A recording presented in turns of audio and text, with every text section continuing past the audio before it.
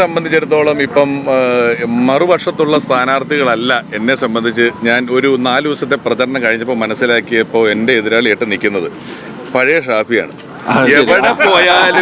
എവിടെ പോയാലും തൊട്ട് കാണിക്കാവുന്ന ഈ റോഡിന് കല്ലിട്ടത് ഷാഫിയാണ്, ആ ലൈറ്റ് വെച്ച ഷാഫിയാണ്, ഈ കോളേജിൽ അങ്ങനെ ഇവിടെ ശ്രീകണ്ഠൻ. സത്യം പറഞ്ഞാൽ ഇത്തവണ UDF ജയിക്കരുതെന്ന് BJP ആഗ്രഹിക്കുന്നുണ്ടാവും. കാരണം UDFനാണ് ജയസാധ്യത എന്ന് അവർക്ക് നന്നായിട്ട് അറിയാം. അപ്പോൾ അത്തരത്തിലുള്ള കാര്യങ്ങൾ. പക്ഷെ ഞങ്ങൾക്കൊരു ഡീലുണ്ട്. ഞങ്ങളുടെ ഡീല് ജനങ്ങളുമായിട്ടാണ്. ആ ഡീല് ഞങ്ങൾ ഉറപ്പിച്ചിട്ടുണ്ട്. ഇവരുടെ ഈ ഡീലുകളെ അവരുടെ പ്രവർത്തകർ തന്നെ തകർക്കും. കാരണം അവർക്കൊന്നും ഉൾക്കൊള്ളാൻ കഴിയാത്ത ധാരണകളാണ് അവരുടെ നേതൃത്വത്തിലിരിക്കുന്നവർ ഉണ്ടാക്കുന്നത്. അതതിൻ്റെ താഴെത്തട്ടിലുള്ളവർ അതേപടി ഏറ്റുപിടിക്കാനൊന്നും പോകുന്നില്ല. ജനങ്ങളും അവരുടെ പ്രവർത്തകർക്ക് പോലും അംഗീകരിക്കാൻ കഴിയാത്ത ഡീലുകളാണ്. പാലക്കാടിനെ സംബന്ധിച്ചിടത്തോളം രമേശ് പിഷാരടി അദ്ദേഹം ഇവിടെ വന്നിറങ്ങിയിട്ട് അദ്ദേഹം വളരെ പെട്ടെന്ന് തന്നെ ഒരു ഡീല് സ്ട്രൈക്ക് ചെയ്തിട്ടുണ്ട്. അത് പാലക്കാട്ടെ ജനങ്ങളുമായിട്ടാണ്. ആ ഡീൽ ഇവിടെ വിജയിക്കും. ജനങ്ങളും രമേശ് പിഷാരടിയും UDFും തമ്മിലുള്ള ഡീൽ ഇവിടെ വിജയിക്കും. അതായത് ഇപ്പോൾ ലാസ്റ്റ് ചോദ്യത്തിന് നിങ്ങൾ പറഞ്ഞ ഉത്തരം, ഒരു സാധാരണ കോൺഗ്രസ് പ്രവർത്തകൻ UDF പ്രവർത്തനം നൽകും ഞങ്ങൾക്കൊക്കെ അഭിമാനമാണ്. ഞാനിതിന് മുമ്പും പറഞ്ഞിട്ടുണ്ട്. രാഹുൽ ഗാന്ധി രാജ്യത്ത് ജാതിയുടെയും മതത്തിൻ്റെയും വസ്ത്രത്തിൻ്റെയും ഭക്ഷണത്തിൻ്റെയും പേരിലൊക്കെയുള്ള വിഭാഗീയത രാജ്യത്ത് ഭരണകൂടത്തിൻ്റെ തന്നെ തണലിൽ വളർന്നുകൊണ്ടിരിക്കുമ്പോൾ അതിനെതിരായി രാജ്യത്തോട് ഒരുമിക്കാൻ ആവശ്യപ്പെട്ട് സ്വതന്ത്ര ഇന്ത്യയിൽ നടന്ന ഏറ്റവും വലിയ പൊളിറ്റിക്കൽ മൂവ്മെൻറ്റിൽ ഒന്നായിരുന്നു ഭാരത് ജോഡോ യാത്ര. ആ ഭാരത് ജോഡോ യാത്ര രാജ്യത്ത് നടക്കുമ്പോൾ, കേരളത്തിൽ UDF അധികാരത്തിലില്ല, കേന്ദ്രത്തിൽ UDF അധികാരത്തിലില്ല. എനിക്ക് തോന്നുന്നു അദ്ദേഹം താമസിക്കുന്ന മുനിസിപ്പാലിറ്റി പോലും അന്നുണ്ടായിരുന്നില്ല.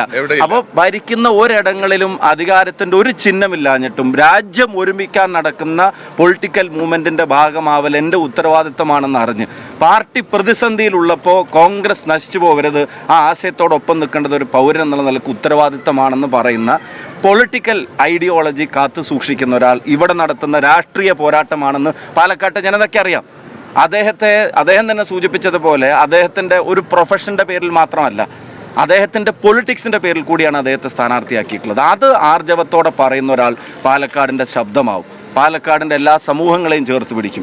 ഒരു വിഭാഗീയ അജണ്ടക്കും പാലക്കാട് തങ്ങളുടെ ഇടം വിട്ടുകൊടുക്കില്ല എന്നുള്ളത് ഇതിനു മുമ്പ് നമ്മൾ കണ്ടതാണ്.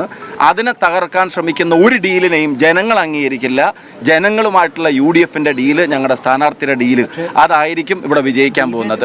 ഷാഫി കഴിഞ്ഞ തെരഞ്ഞെടുപ്പിലെല്ലാം ജയിച്ചത് CPM കോൺഗ്രസ് ഡീലിൻ്റെ ഭാഗമായിട്ടാണ്. ഞങ്ങൾ പറഞ്ഞില്ല, ഞങ്ങൾ ജയിക്കുന്നത് ജനങ്ങളുമായിട്ടുള്ള ഡീലിൻ്റെ ഭാഗമായിട്ടാണ്. CPM ഇപ്പോൾ കഴിഞ്ഞ തെരഞ്ഞെടുപ്പിലൊക്കെ എനിക്കെതിരെ ഉൾപ്പെടെ പറഞ്ഞത് നിങ്ങൾക്ക് എല്ലാവർക്കും അറിയാം. അത് ഇവിടുത്തെ ജനങ്ങൾക്കറിയാം ആരാണ് ജയിക്കേണ്ടതെന്ന്. അവർക്ക് കൃത്യമായിട്ടുള്ള രാഷ്ട്രീയ ധാരണയുണ്ട്. ഇവിടെ മത്സരം ആരൊക്കെ തമ്മിലാണ്, അതിലാരാണ് ജയിക്കേണ്ടത് എന്നുള്ളത് ഇവിടുത്തെ ജനങ്ങൾക്കറിയാം. ജനങ്ങളുമായിട്ടല്ലാതെ വേറൊരു ഡീലും ഞങ്ങൾ ഉണ്ടാക്കിയിട്ടില്ല. കേരളത്തിൽ മൊത്തത്തിൽ എന്തെങ്കിലും ഡീൽ നടക്കുന്നുണ്ടോ ഈ കോൺഗ്രസ്? മൊത്തത്തിൽ ജനങ്ങളുമായിട്ട് ഞങ്ങൾ ഡീൽ ഉണ്ടാക്കിയിട്ടുണ്ട്. ഞങ്ങൾ ഇത്തവണ അധികാരത്തിൽ വരും. പ്രചാരണം പഴയ MLA ഇവിടുത്തെ പാലക്കാട് MLA എന്നെ സംബന്ധിച്ചിടത്തോളം ഇപ്പം മറുപക്ഷത്തുള്ള സ്ഥാനാർത്ഥികളല്ല എന്നെ സംബന്ധിച്ച്. ഞാൻ ഒരു 4 ദിവസത്തെ പ്രചരണം കഴിഞ്ഞപ്പോൾ മനസ്സിലാക്കിയപ്പോൾ എൻ്റെ എതിരാളിയായിട്ട് നിൽക്കുന്നത് പഴയ ഷാഫിയാണ്.